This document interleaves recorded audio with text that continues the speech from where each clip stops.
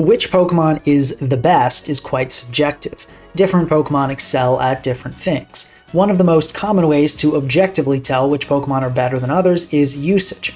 How often are players choosing one Pokemon over the other?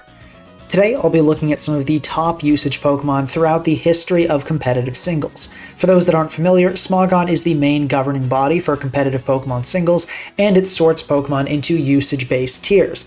At the top is overused, or OU for short. Below that is underused, rarely used, and so on. We'll be looking at the most used, and thus some of the most hated Pokemon in the overused tier throughout the generations. In Generation 1, the most used Pokemon is Tauros, which is on 90% of teams. In Generation 2, it's Snorlax, which is on 87% of teams. In Generation 3, it's Tyranitar at 51%. Gen 4 is Tyranitar again at 46%.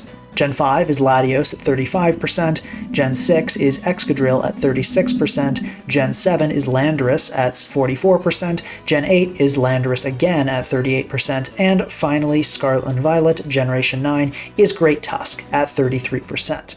Now, of course, these exact stats do change as months go by and different trends become popular, but the numbers are always in this ballpark. Now, what do you notice about most of these Pokemon?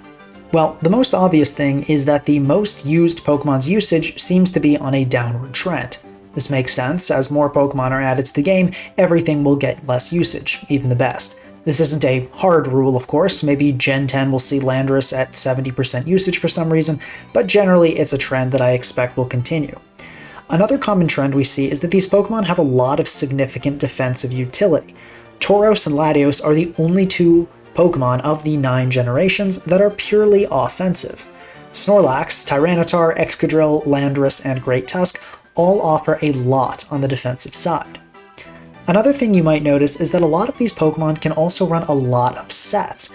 Tyranitar in Gen 3, for example, can run Dragon Dance sets, special attacking sets, physical attacking sets, defensive sets, and it has a ton of viable items and moves in each set. Excadrill in Generation 6 is a great choice Scarf user, but it also runs specially defensive, physically defensive, fast support, and Sandrush Swords Dance sets. This also makes sense. Pokemon that fill a lot of roles would naturally make their way onto more teams and thus get higher usage. This is where we start to approach the point of this video. Not only do these Pokemon have a lot of sets, they can do a lot in one set. Snorlax is a wall, a breaker, and a sweeper all in one slot. Tyranitar can be a counter to nearly half the tier, depending on what moves it's running. Excadrill offers removal, hazards, and a switch into a lot of top-tier threats. Landorus can be a physical wall, stealth rock setter, or removal all at once, while also providing the coveted ground and electric immunities. Great Tusk is an incredible physical wall, dark resist, electric immunity, and it offers removal and hazards like Excadrill. Lots of Pokemon have tons of sets, but what really sets these top usage Pokemon apart is that they perform many roles with just the one set. Another way of thinking of this is that they can do the work that would otherwise take 2 or more Pokemon. This is called role compression in the competitive Pokemon community. Certain roles are required on nearly every team. For example, Stealth Rock Setter is a role. Stealth Rock is a fantastic move in singles, and a team without it is almost always a bad team. Electric Immunity is another role. Without it, any Volt Switch Pokemon will be a nightmare to face. Ground Immunity, as well, is a role. Earthquake is such a strong move, and there are so many ground types in many generations of OU that a team without a ground immunity will rarely perform well. You can probably tell where I'm going with this. A lot of these Pokemon can perform many roles at once, thus role compression. So it's no wonder that Pokemon like Excadrill, Landorus, Therian, and Great Tusk get so much usage. On a lot of teams in their respective generations, it's simply a foolish idea not to include them. They so often fit so well. Something I noticed when checking the usage stats for this video is that the most used Pokemon are typically used more as you filter for higher elo. So higher ranked players in Generation 7, for example, use Landorus at a much higher rate than low ranked players.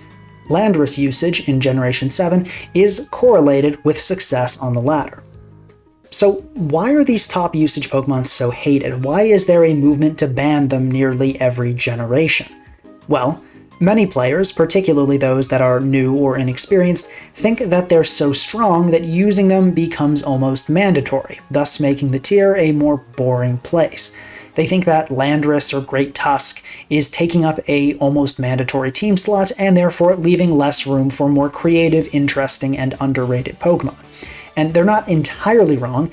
If you banned the top usage Pokemon in every tier, that usage would distribute to other Pokemon.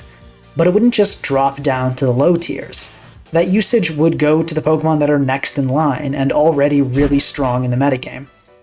I would argue that banning the top usage Pokemon would actually cause a decrease in usage of niche low tiers. Now, this is an opinion, of course, but I'm a qualified individual to give it. I've built dozens of rank 1 teams using low-tier, underrated Pokemon over the years, so I know a thing or two about tier diversity. Back in Generation 8, I would tell anyone asking advice on how to make a low-tier Pokemon work, Landorus is your best friend. And now in Generation 9, I give the advice that Great Tusk is your best friend. The role compression offered by these Pokemon is great for tier diversity. Say you want to use something goofy like Clawitzer in Generation 9. How much harder would it be to fit onto a team if you didn't have something like Great Tusk? You can't count on Clawitzer to perform hardly any role. It's not fast, it's not bulky, it doesn't have any important immunities or resists, and it can't even break bulky teams reliably. But to avoid being absolutely terrible, your team still needs a Stealth Rock Setter, Removal, Electric Immunity, Dark Resist. Great Tusk can do all of that for you in one slot. If you had to use several Pokemon to achieve those same roles, would you still have room for a Clawitzer?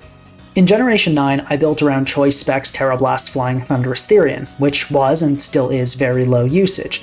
It's a great breaker, and due to Volt Absorb it's immune to Electric, and due to Flying type it's immune to Ground, but that's about it. It's very frail, not fast enough to be a good revenge killer, and other than Volt Absorb and the Flying type, it has really no defensive utility. Supporting a Pokemon like this was extremely difficult. But fortunately, I had my best friend Great Tusk to help me out. Many of my teams in Generation 8 used Landorus as well. Niche, low-tier Pokemon often fulfill very few roles, or maybe none at all, so having a Pokemon that can fulfill tons of roles in just one team slot is incredibly valuable for making them work. So here's my message to you. Don't hate Tyranitar, Excadrill, Landorus, or Great Tusk. Love them, because they're the ones that make it possible to use the wacky, interesting Pokemon everyone loves to see. Now, I should mention that there are exceptions. I can practically hear the angry comments being typed up now. Not every top usage Pokemon is healthy. Gladios in Generation 5, for example, doesn't offer a ton of role compression. It's certainly not bad in that category, but it's mostly used because it can just spam ridiculously powerful Draco Meteors in a generation where fairy types don't exist. I don't play enough Generation 5 to be confident on this claim, but I'd guess that banning Latios would probably increase tier diversity. Once again, not necessarily advocating for that, but typically banning strong offensive Pokemon will increase diversity, while banning strong support Pokemon will decrease diversity. Not every top usage Pokemon should be unconditionally supported, and we may very well see toxic top usage Pokemon in coming generations that need to go for the sake of the meta. But generally speaking, they have a very healthy presence. Great Tusk isn't an over-centralizing monster that pushes out competition and claims a spot on too many teams. It's the hero that the underdogs need. I hope you guys enjoyed the video. If you did, please consider subscribing for more competitive Pokemon content and leaving a like. Let me know in the comments what your favorite top 1 usage Pokemon is. My favorite is Great Tusk. See you next time, and have a great day.